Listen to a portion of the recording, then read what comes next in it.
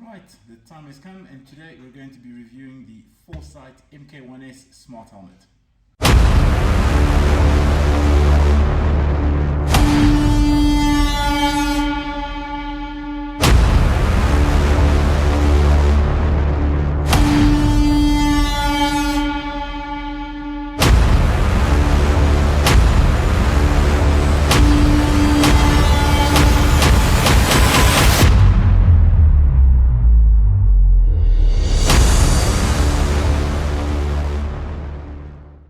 For those of you that are not familiar with Forcite, they're an Australian company that makes helmets.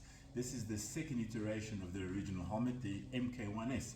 They first made the MK1, Model 1, and very interesting to me at the time. So as you can see from the video just before, it's a smart helmet that has many different components. I wanted to get one of the original ones, but there was so much hype around them that when they released them, they sold out, I don't want to say overnight, but in a matter of days. And they first released them to the Australian market exclusively. Then over time, as they developed the product, they launched them for Europe and the US. I managed to get one shipped to South Africa eventually, but very, very interesting helmet. So this is the unboxing of the helmet to show you the different components that come with it and my first impressions of it.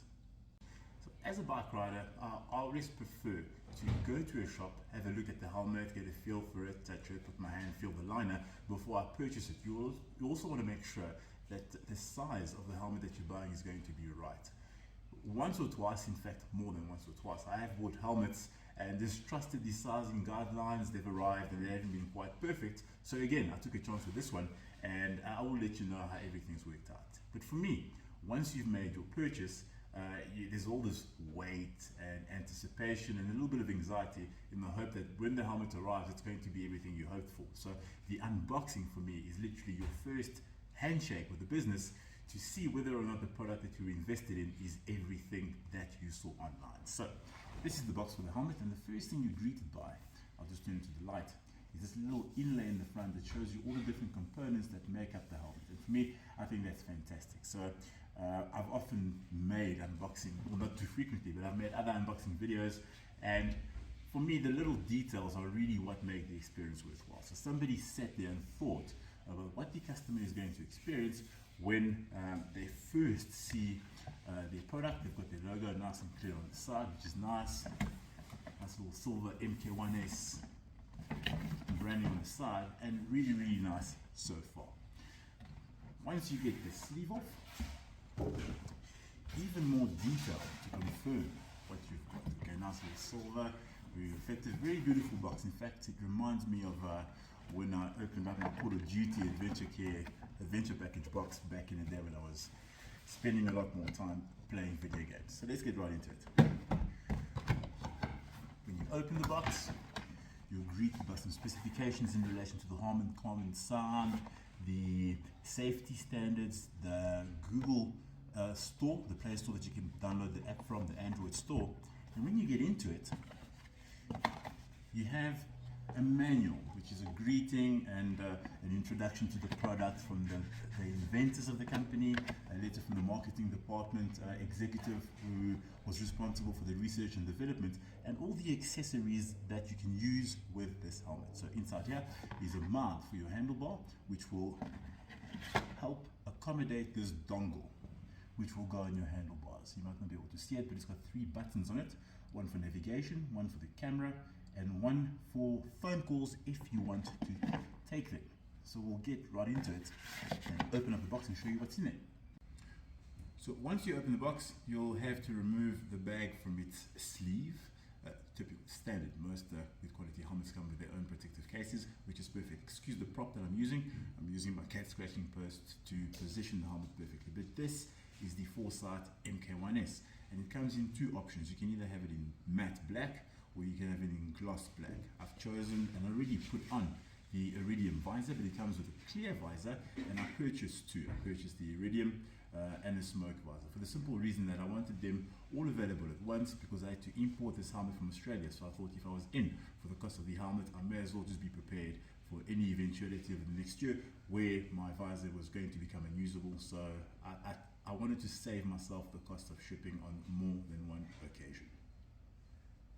So first thing first, what is this helmet made of? It's a carbon fiber composite. So the total weight of the helmet is 1.5 kilos, which is very light considering all the moving parts that it comes with. So it is a smart helmet, and in the front, right there, you can see that even though the helmet shape is very, very standard, on the front here is a 1080p HD camera in the shell of the helmet, which is really the reason that I bought the helmet. We'll get into it. Two vents on the front for ventilation, two more right there above, which are active. You can choose open or closed.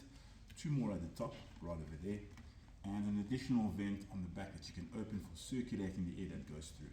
So that's really, really cool. In terms of the liner, when you buy the helmet, you have two options. The standard liner, I can't comment on what that's going to be like, but this is the premium liner, also an option that you can have when you buy the helmet. It's a hex fabric, very breathable, and it gives you a wider curtain around the helmet, which seals around your neck a lot more effectively than a standard helmet, which will help with wind noise. Also, we're heading into winter this side, so it's going to be a massive help. You also have these emergency pull tabs, which is a safety feature that you see on more and more helmets these days. In the unlikely event that you have an incident on the road, if somebody from emergency services needs to remove the helmet, you can pull on these pads and it will remove the liner from the helmet and protect your head quite effectively post-incident. So really, really cool in terms of the looks. Sizes, that's one of the things that we'll talk about a bit later. They come in small, medium, large, and extra large, but the increment changes are very slight. So I speak on the correction, but this is an extra large, and if you look at the sizing chart, the size of the head that this helmet will accommodate is 61 centimeters. One size smaller would be a large, which is at 60, medium, I think it's 56 to 58, and then down to a small. So personally, I would have preferred one size larger. Generally, when I buy an extra large helmet, it accommodates a head that is about 62 centimeters. So had I had the opportunity to stick my head in this helmet, I might have had some reservations, but it hasn't made that much of a difference. The shape of the helmet, intermediate oval in relation to how far the shell extends past the corner. Some helmets stop a bit sooner, which makes it easier to slide the helmet on and off. But I am a fan, even though I wear tunnels and sometimes I have been prone to lose a few. Intermediate oval is the shape I like the most for a helmet because it's very snug, a little difficult to get in and out, but super comfortable once you actually get your head in there. Now let's talk about the visor. So it comes with a clear helmet, which will be ideal if you're somebody who does a lot of night riding, but the helmet is also fitted with this sun visor. Now, if you've used this before on other helmets, you'll know that sometimes most helmets' visors end about there. So even when you have the visor down, you still have that sort of section at the bottom where the sun sneaks through, which can be quite annoying. This one goes all the way down past the helmet front, which is very convenient because it allows for very little sun to come through. If you ride with your clear visor on with the sunglasses down, perfect for night riding. You just flip them up and you can see fine. I'm somebody who doesn't like using the sun visor on the helmet much, so I prefer an iridium visor. And the first thing I noticed is that even though it's an iridium visor, you can still see my fingers coming through the side, which is unusual. But I mean, when I ride in the day, you still cannot see my eyes, which is something that I really, really appreciate. But what it does also allow, which I have tested accidentally, is I went out for a day ride, which transitioned into a night ride, and even at night on the highways, I was still able to see the roads very, very well. And why is that?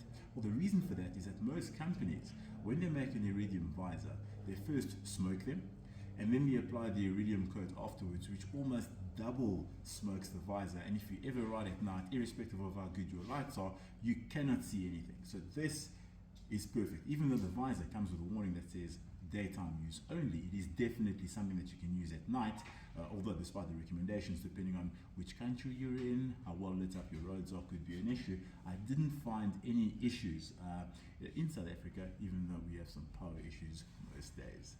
In relation to releasing the visor, very, very cool. So it has a clip here on both sides that you press down. In case you're at the track, this will lock your visor into place and you'd have no chance of it flipping up on you. Once you release it, the first section of, let's just get this right before we smash the helmet up right. The first recess, I suppose, is very slight. So it will give you about 2 centimeters of space to ride through if it's a very hot day. You can still commute around or ride at reasonably high speeds, allow some wind circulation through to cool you down, which is very, very good. The next one's a little bit higher up.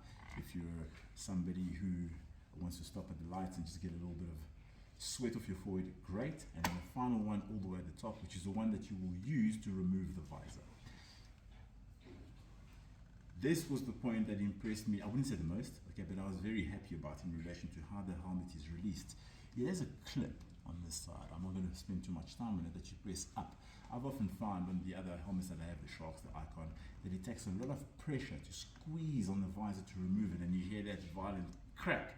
And you always have to check your visor afterwards to make sure that you haven't broken it, but this is averted with that because the retention clip goes up to a certain point. You simply release the clip and the visor will pop out. So it was quite easy for me to put on and off. I still watched the video online just to make sure I wasn't going to damage it. I was so excited about it. Inside the helmet, Harman Kardon speakers, 2 of them of course, which integrates into the Forcite app. So it's not something that you're going to be able to communicate with somebody who has, let's say, a Cardo unit. The Forcite app hasn't been expanded that far. Perhaps in the software upgrade in the future, it will allow for inter-platform communications. But for now, once you have the helmet and you connect it up to the Forcite app, you'll have access to navigation commands, your music, and I must say, from a music perspective, very, very clear. In fact, one of the loudest helmets that I have, even though every other helmet that I have has a set of JBL speakers in there that I felt were adequate, but in comparison, maybe a little bit substandard. Getting into the more nerdy stuff, the technical elements of this helmet, the 1080p camera, the Forcite app, and the speaker. So if you're somebody who's more of a content creator, this helmet is definitely for you. So it has a camera in the front, 1080p HD, and a lot of the comments and complaints that people had was, why not put a 4K camera in a helmet? Well, remember, this is a helmet and not necessarily an action camera. So I have a DJI Osmo Action 3, and yes, the picture quality is a lot clearer. I also ride with an Insta360, but those are standalone devices built solely for those things. This is still a helmet that complies with ECE safety regulations. It's carbon fiber, so it's not an action camera. It's an item that is designed for one thing that does multiple other things. So to expect to have the best components in it is optimistic, but perhaps in the future Forcite will look at it, but we'll talk about what that will do to the space on the front. So it has a button under here, which I'll show you, and once you turn the helmet on,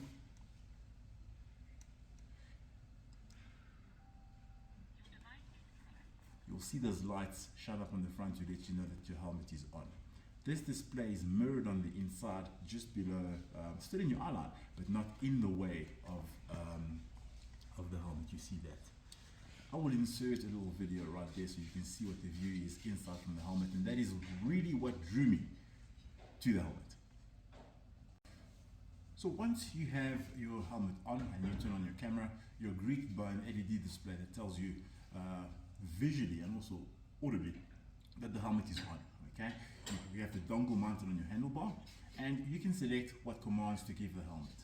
That was really one of the biggest selling points for me, because every other helmet that I have, I mount a sticky on the side, I have the camera on, I turn it on, and I'm never sure whether it is still on while I'm riding it. I often have to squeeze my head into the mirrors to make sure that the light is still flashing, and it's quite frustrating. With this helmet, once you press the dongle on, it will warm up and let you know that the camera is warming up. It actually tells you, you see 2 yellow lights, and eventually it tells you that it's recording.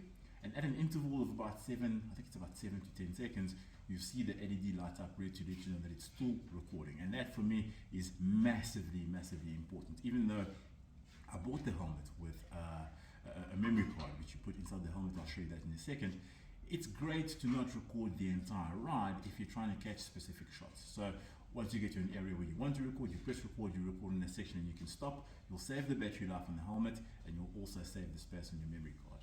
However, some people have said that because the camera is not that clear, yes, perhaps it shouldn't be the only camera that you use. I have many different shots that I use, and that is just one additional one for special moments. You can also use it as a loop camera. So you turn on the loop function on the Forcite app, and once you turn the helmet on, it will record your entire ride, and once the memory card is full, it will erase the oldest content and keep recording like a dash camera, literally. So If you're using the helmet solely for music, it'll last about 8 to 9 hours on its camera.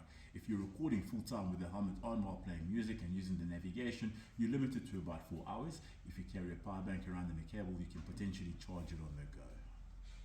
In relation to navigation, I was curious about whether or not it would be accurate and optimal for the South African market, and they confirmed that it uses the information from Google, from Waze, to give you the most accurate local information.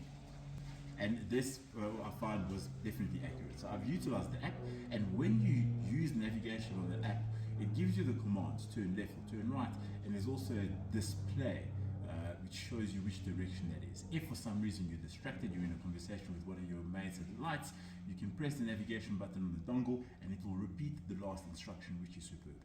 If you're somebody who doesn't like that much stimulus while riding, you find that there's already enough attention being drawn from the road, you can select whether you want just the visual cues or just the auditory cues, which is something that the helmet does offer. So really cool product. So my first impressions of the helmet, very cool. Okay, it did come at a premium, so I was quite apprehensive when it arrived, but it has really surprised me in relation to everything that it is and everything that it does. Top quality product. Very curious to see what Forcite comes up with next, and very impressed with how sleek, modern and aggressive the helmet still looks, despite having this camera in the front. So it hasn't compromised the shape at all. So if you're curious about a different type of helmet that you can use, which can allow you to capture some footage, absolutely consider the Forcite MK1S. So let's talk about some of the things that I felt could have been a bit better personally in relation to this helmet. So the size, as I've mentioned, noted as extra large, they don't do any bigger, is 61 centimeters. That's about exactly the circumference of my head. The helmet fits very snug against the cheek pads, which is how it's supposed to fit. Okay, it's supposed to be uncomfortable, and people generally say that you shouldn't be able to open your mouth up and down and chew something in your mouth, or the helmet is too large. You want it as snug as possible, which is great. However, when you watch the video, one of the reviews that I saw, you see somebody who turns on the helmet after it is on their head, and they squeeze their finger past their own chin to get the helmet on or from the top. Now, for me, that is not possible. Turning sideways, I have quite, I wouldn't say an aggressive jawline, but perhaps it is that, an aggressive jawline. So when I put the helmet on, my chin is right up against the front of the helmet, almost touching the front, which is not uncomfortable. I got used to it after the 3 or 4 rides, but it doesn't allow me to turn the helmet on while it is on. I need to press the button and turn it off. So if the front section of the helmet was forward by perhaps another centimeter, this helmet would be super comfortable and I wouldn't touch the front of my chin over there. From a safety perspective, I don't think it's an issue.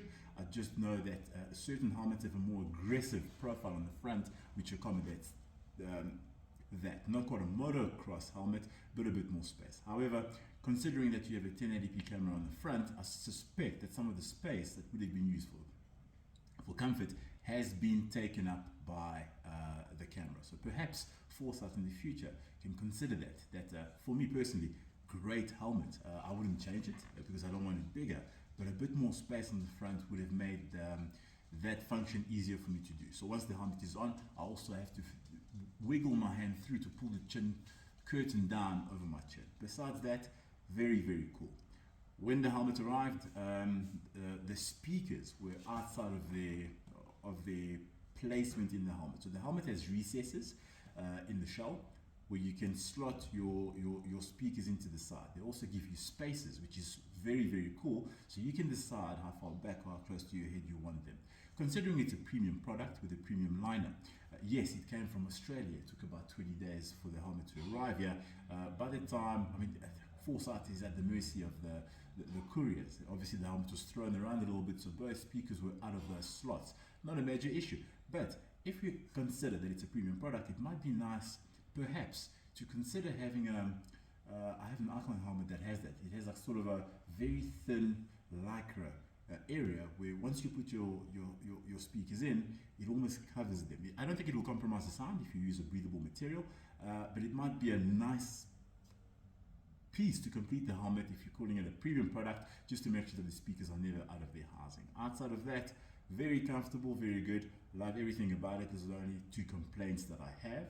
Perhaps a nice interface to allow the helmet to communicate with other Sinners or Cardos might be nice, but very, very cool. So that is the only complaint. So I was hoping to capture this footage during the day, but with my schedule, we're doing a little bit of a night ride to show you how this works. And I actually forgot to mention this in the video. But one of the things that really frustrates me is the little pressure button that you tie onto the retention clip on the double D clip. Fucking annoying to get on. It takes me 4 or 5 tries to get it right. So if Forcite could have a look at that on the next one, maybe just use a fucking steel one, or shorten the strap, or maybe just a little piece of Velcro, something to stop that extra piece from capturing on the helmet. That would be a fucking great idea. Okay. What's up, buddy?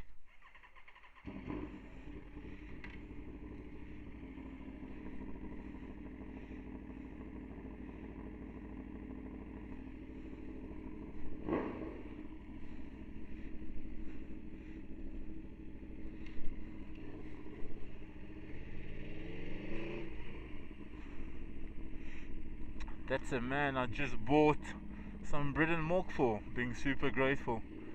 I would never post a video up of something like that, but... So this is just to give you an idea of what the audio sounds like. Now I ride on a Aprilia Tuono V4, so it's very loud. The exhaust is a short SC Project pipe. It's definitely illegal, okay? So you can hear that. So if you can still hear my voice through that, it just gives you an idea of the quality of the audio on this bike, or on this helmet rather. Now even though I think I said on the video that the cheeks were super tight, after having used this helmet 4 or 5 times, it certainly seems to have loosened up. So I'm enjoying this helmet more and more the more I use it actually. So the little complaints that I had initially are further and further into the distance. It's the most amazing thing. My chin is still a little bit close to the front, but not as annoyingly as it was when I first noticed it. So perhaps this helmet is just settling in. I'm still a little bit close, but I'll deal with it.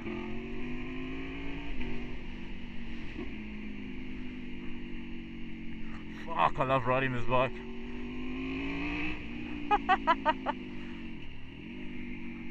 So just to give you an idea, if you're a vlogger and you happen to want to use this helmet for that, even at full power, I'd like to think that my voice is going to carry, and I promise you, this bike is probably one of the loudest you'll ever experience. It's definitely illegal. If this country bothered with decibel tests, this bike would be off the road. So I'm just going to try and keep talking while I work my way up the rev range and upset this neighborhood. Still very good. And that's it for our little audio test.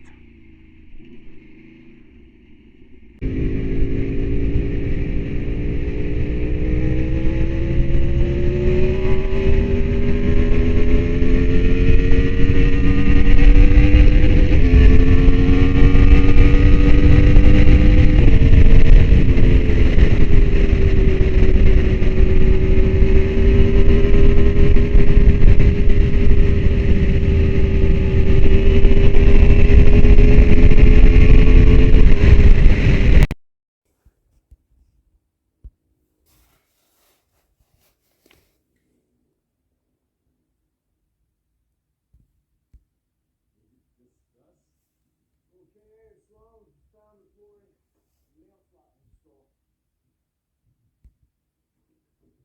You guys are going to put that. The other half is going to fit, so yeah.